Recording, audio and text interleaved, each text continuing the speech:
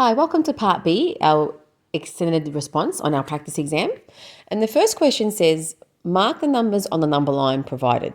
So we have, with A, we've got the number line here, and we can see we've got 8.6 and 7.2. So with these ones, we can just make sure you count how many intervals there are. So 1, 2, 3, 4, 5, 6, 7, 8, 9, 10. So because there's 10 intervals, we just count. So 8.6, count the sixth place. 1, 2, 3, 4, 5, 6. So 8.6 would be there. And we can write 8.6 as well. And 7.2 would be 1, 2. And there we go. But it's important to count the intervals just to make sure we've got 10, or sometimes they go by twos. Now with B is just the same. If I count my intervals, 1, 2, 3, 4, 5, 6, 7, 8, 9, 10. That's also got 10. But this one looks a little bit different because here I've got just one decimal place, like 2.1, 2.2. And then the numbers here have two decimal places, 1, 7, 3, 6. So the best approach, or if you get confused, just add a 0 at the end.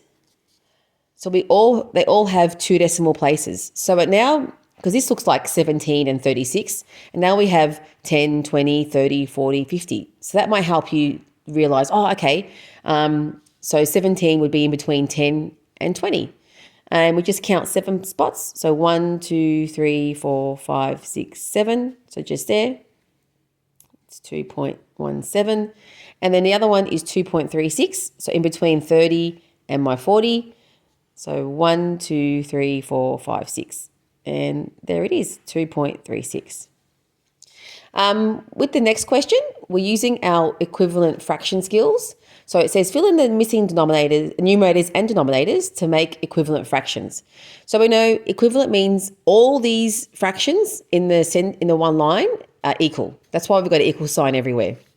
And the trick is we can make them, we can look at this simplified fraction and make them all and use that to guide us. So if I have a look here, the fraction that's been given is 4/12. Now the one before it has been simplified. So how did I get from 4 to 1? Well, we have to divide by 4. So when we go backwards, we're dividing. And that means what I do to the top, I must do to the bottom. So 12 divided by 4 will give me 3. So that means we started with 1/3. So all these fractions will be 1/3. Now, the best way is to start from the 1/3. So how can I turn 3 into 15? Well, so if I do an arrow, we're going from 3 to 15. So that means I have to times by 5. And that means I have to times a 1 by 5. So times a 1 by 5. So 1 times 5 is 5.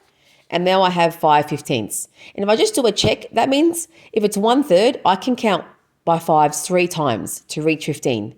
5, 10, 15. It works. And the last one, so always go back to the most simplest fraction. So 1 now becomes a 3. So I know 1 times 3 is 3. So to make what I do at the top, I do the bottom. So 3 times 3 is 9. And so 3 nines is still 1/3. 3, 6, 9. I can count by 3 times. So that's a trick with these ones. The best way is go to your most simplest fraction, the 1/3, and all of these fractions are 1/3. So over here, they're starting off with a fraction that isn't simplified. And if I was to simplify it, they're sort of showing us here, to go from 12 to 4, that means I've got to divide 12 by 3. So what I do at the bottom, I do the top. Okay?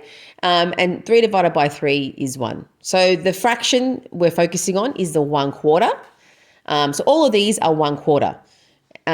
So now if 1's become a 4, how does 1 become a 4? Well, I times by 4, and that means I times a 4 by 4. 4 times 4 is 16. And 4/16 is a quarter, because I can count by 4 times. 4, 8, 12, 16. And then we'll go back to our quarter. So how does 4 become, stop here. So how did 1 become a 5? 1 became a 5 by multiplying by 5. Okay, so 1 times 5 is 5. So that means I times a 4 by 5. So 4 times 5 is 20.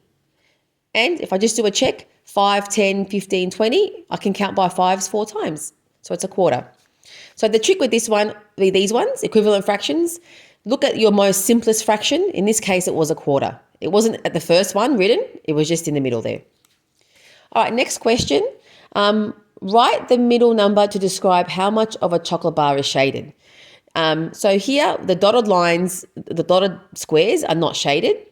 And we can see we have mixed numbers or mixed fractions. We're going to have a whole number and then the fraction. So if I have a look at this, I can see clearly I've got already one whole chocolate bar. So that's one whole. So my whole number here has to be 1 because I can see there's only 1. Now this next one is going to be my fraction. Now how many do I have in total? So 1, 2, 3, 4. My denominator has to be 4. Each bar has 4 pieces, 1, 2, 3, 4. That's how it's being cut up. And we know our denominator tells us how our shape has been cut up. And out of those 4 pieces, we've got 3 left. So we've got 3/4. So I combine them into the one fraction, 1 3/4. And I'm done. So the next one, I can see I've already got 2 whole bars. So straight away, my whole number is 2 because that's 2 whole chocolate bars.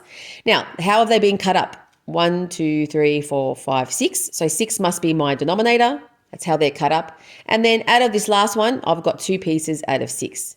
So 2 out of 6. Now we also know with fractions, check and see if we can simplify. So this is correct, but we've learned they're both even. I'm going to divide them both by 2 and I get 2 divided by 2 is 1/3. So 1/3. So my mixed number is 2 1/3. Now, if you had 2 2/6, that's still correct. And you're showing you understand how to interpret the diagram. But remember, simplify when we can.